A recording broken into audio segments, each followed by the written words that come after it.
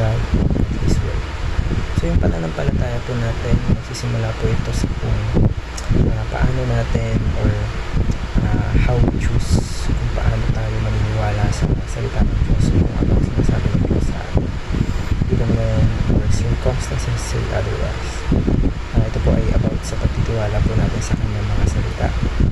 We are trusting that His words are true, na ito po ay reliable at talagang ito ay para sa atin. Ikalawa po, faith honors God. So when we put our confidence in God, Diyos po natin ay talagang nagagalak. At yung pananampalataya po natin, pinapakita nito na yung character niya, yung timing niya is talagang perfect. That's why we need to trust Him no matter what happens, even when we don't have the answers. We must trust Him dahil alam na Diyos kung ano pinaka-the-best para sa atin. Ikatlo po, faith leads to active obedience. So yung totoong pananampalataya po, it doesn't just stay in our minds. Sinasabayan po natin ito ng actions. So when we believe in God, we live differently. Kasi yung pananampalataya po natin, pinupush tayo niyan para mag-stand out. Kaya let's follow Him every day when, even if it's not easy.